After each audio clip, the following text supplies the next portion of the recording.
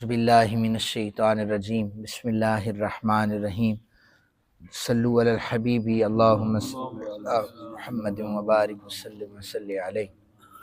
باب مبعث النبی صلی اللہ علیہ وآلہ وسلم، نبی اکرم صلی اللہ علیہ وآلہ وسلم کی بعثت یعنی اعلان نبوت کا بیان۔ یہ امام بخاری علیہ رحمہ نے باب باندھا ہے اس میں، اور نبی علیہ السلام کی بعثت کے حوالے سے آپ نے ذکر کیا ہے۔ آقا کریم صلی اللہ علیہ وآلہ وسلم کے شجرہ نسب کو اختصار سے ذکر کیا ہے۔ سیدنا محمد صلی اللہ علیہ وآلہ وسلم بن عبداللہ بن عبد المطلب بن ہاشم عبد مناف بن قصی بن کلاب بن مدرکہ بن الیاس بن مدر بن نزار بن معد بن عدنان۔ اس حدیث پاک میں مبعث کا معنی اور نبی پاک علیہ السلام کی نسب کی شرح بھی کی گئی ہے۔ مبعث کا لفظ جو ہے یہ اس کا معنی یہ ہے ابھارنا، کسی کام کی طرف متوجہ کرنے کے لیے یہ استعمال کیا جاتا ہے، کسی کو کسی کام کے لیے بھیجنے کے لیے یہ استعمال ہوتا ہے۔ یہاں پر جو شارح ہیں انہوں نے لکھا ہے اس سے مراد یہ ہے کہ اللہ نے اپنے نبی علیہ السلام کو اپنا پیغام پہنچانے کے لیے امت کی طرف بھیجا، تو اس لیے کہتے ہیں مبعث النبی، نبی پاک صلی اللہ علیہ وسلم کی بعثت اسے کہا جاتا ہے۔ نام محمد صلی اللہ علیہ وآلہ وسلم کی عزت و کرامت اور خصوصیت سن لیجئے۔ محدثین نے لکھا ہے محمد کا جو لفظی معنی ہے وہ اس سے مراد یہ ہے جس کی کثرت کے ساتھ حمد کی جائے، تعریف کی جائے اور بار بار تعریف کی جائے۔ اور حمد جو ہوتی ہے یہ کمال پر ہوتی ہے، اور نقص جو ہے وہ حمد پر نہیں ہوتا بلکہ یہ مذمت پر کی جاتی ہے۔ نقص کسی بھی شے میں نقص ہے تو اس کی مذمت کی جاتی ہے اس کی، اور کسی چیز میں حمد کمال ہے تو پھر اس کی حمد کی جاتی ہے، اس کی تعریف کی جاتی ہے۔ تو اللہ عز و جل نے قرآن حکیم میں بھی محمد رسول اللہ، نبی پاک علیہ السلام کا نام مبارک یہ یہاں پر ذکر ہے سورہ فتح میں کہ محمد اللہ کے رسول ہیں، یعنی جن کی بار بار تعریف کی جاتی ہے، وہ عظمتوں کے مالک، وہ رفتوں کے مالک، وہ اللہ کے رسول سے ہیں۔ جناب حضرت ابو ہریرہ رضی اللہ تعالیٰ عنہ بیان کرتے ہیں نبی علیہ السلام نے فرمایا کیا تم اس بات پر تعجب نہیں کرتے کہ اللہ تعالیٰ نے قریش کے سب و شتم اور ان کی لعنت کو مجھ سے کس طرح دور کر دیا؟ اب یہاں پر رک کر میں دوسری حدیث مبارکہ بیان کرتا ہوں۔ قریش کفار مکہ جو تھے یہ نبی علیہ السلام کو محمد نہیں کہتے تھے، یہ مذمم کہتے تھے، یہ مذمم کہتے تھے کہ جس کی مذمت کی جائے۔ نبی علیہ السلام نے فرمایا تعجب نہیں کرتے کہ اللہ نے مجھے قریشیوں سے کیسے محفوظ رکھا ہے؟ وہ تو مذمم کو برا بھلا کہتے ہیں، اللہ نے مجھے محمد بنا کر بھیجا ہے، میں محمد ہوں، وہ مذمم کہتے ہیں۔ جیسے ابو جہل کو پتہ چلا، ان کے سامنے نام لیا گیا محمد، تو کہنے لگا کہ ابو جہل کا نام تو عمر بن ہشام ہے، اس کو ابو الحکم کہا جاتا تھا، تو یہ رسول کائنات صلی اللہ علیہ وآلہ وسلم کو مذمم کہتا تھا۔ تو نبی علیہ السلام کے سامنے جب اس کا نام لیا گیا ابو الحکم، حضور نے فرمایا ابو الحکم نہیں، وہ ابو جہل ہے۔ تو آج تک زمانہ اسے ابو جہل کے نام سے جانتا ہے، لقب کے نام ابو عمر بن ہشام کے نام سے کسی کو کوئی تعارف نہیں ہے۔ آپ کے نسب کی فضیلت کیا ہے؟ نبی اکرم صلی اللہ علیہ وآلہ وسلم نے خطبہ دیتے ہوئے فرمایا میں محمد بن عبداللہ بن عبد المطلب بن ہاشم بن عبد مناف ہوں، اور فرمایا کہ اللہ تعالیٰ نے جب بھی لوگوں کے دو گروہ کیے تو اللہ تعالیٰ نے مجھے ان میں سے بہتر گروہ میں رکھا، سو مجھے ماں باپ سے ظاہر کیا۔ اور حدیث میں حضور نے فرمایا کہ میں جو ہوں نا، میرا جو خاندان ہے وہ نکاح کے ذریعے سے پیدا ہوا ہے۔ حضرت جناب آدم پاک سے لے کے اب تک میں پاک پشتوں سے پاک رحموں میں داخل ہوا، نکاح کے ذریعے پیدا ہوا۔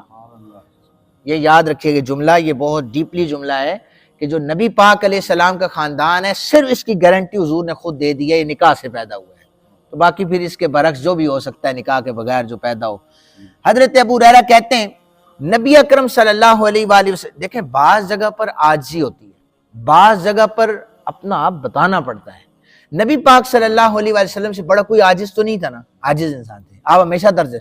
تو یہاں پر حدیث پڑھے نا، حضور بار بار فرما رہے ہیں اللہ نے مجھے تمام اولاد آدم سے بہتر پیدا کیا، میں محمد عبداللہ کا بیٹا، میرے دادا کا نام عبد المطلب، کئی جنگوں میں نبی پاک علیہ السلام نے جھنڈا پکڑ کے کہا میں عبد المطلب کا پوتا ہوں۔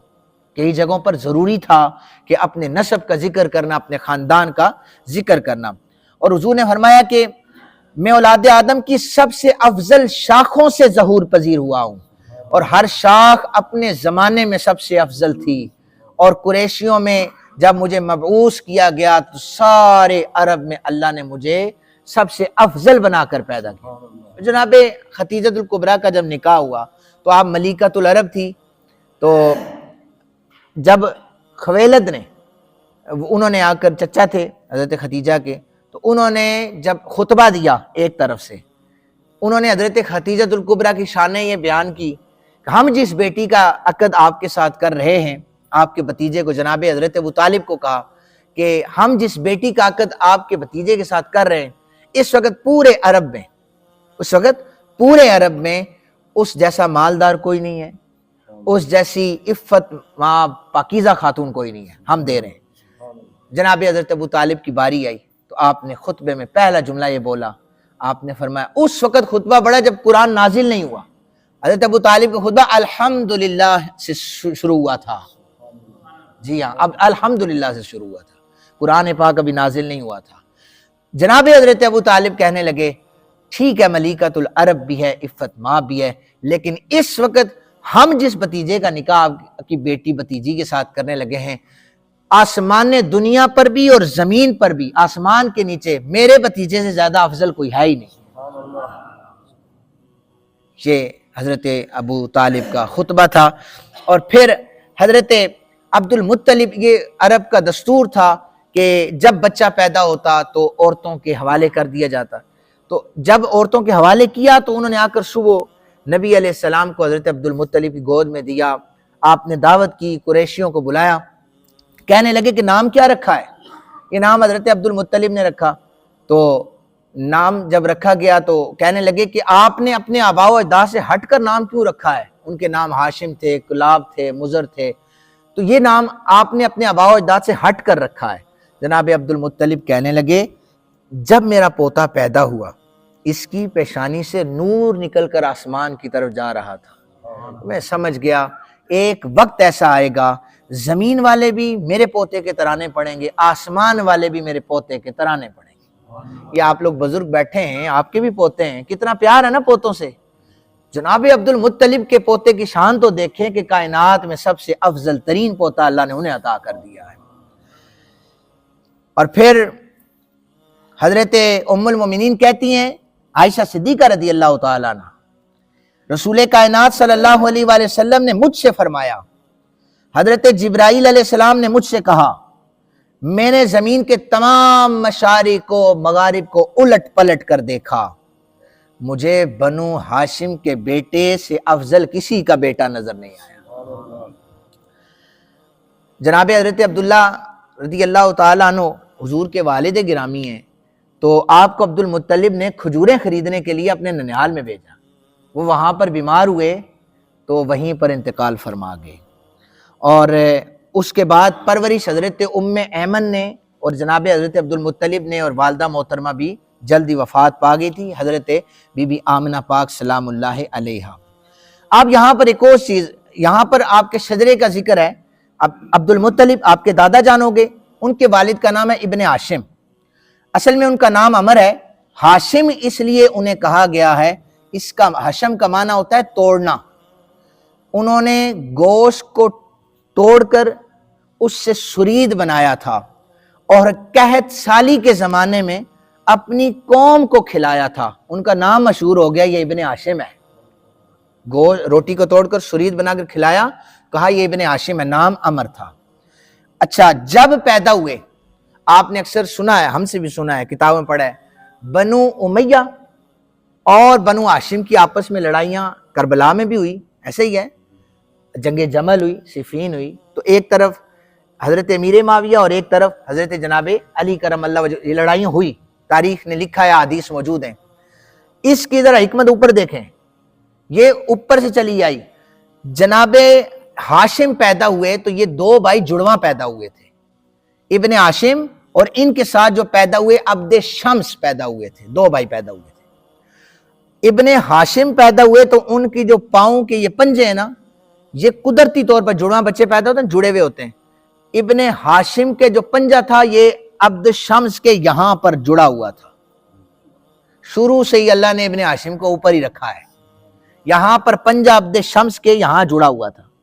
انہوں نے کہا کہ ان کو خون کے بغیر الگ نہیں کیا جائے گا، تو جب وہاں پر شگون نکالا گیا تو وہاں پر بڑے بڑے زعماء بیٹھے تھے، انہوں نے کہا کہ ان دونوں کی اولادوں میں جنگیں رہیں گی، ان دونوں کی اولادوں میں جنگیں رہیں گی۔ پھر یہاں سے آپریٹ کر کے الگ کیا گیا، ابن ہاشم سے رسول اللہ علیہ السلام کی لڑی چڑی، اور عبد شمس سے پھر بنو امیہ اور جو یزید اور یہ سارے اس نسل سے آئے۔ تو یہ لڑائیاں، اس کا اعلان پہلے ہی نبی پاک علیہ السلام کے پردادا کے زمانے میں ہو چکا تھا۔ موضوع ہمارا بڑا طویل ہے، پورا شجرہ ہے نبی پاک علیہ السلام کا۔ آپ لوگ خوش نصیب ہیں یہاں بیٹھ کر نبی علیہ السلام کے خاندان کا ذکر سن رہے ہیں۔ اللہ تعالیٰ قبول و منظور فرمائے۔ کل انشاءاللہ ہم اس کو مزید بیان کریں گے۔ عمل کی توفیق عطا فرمائے۔ وما علینا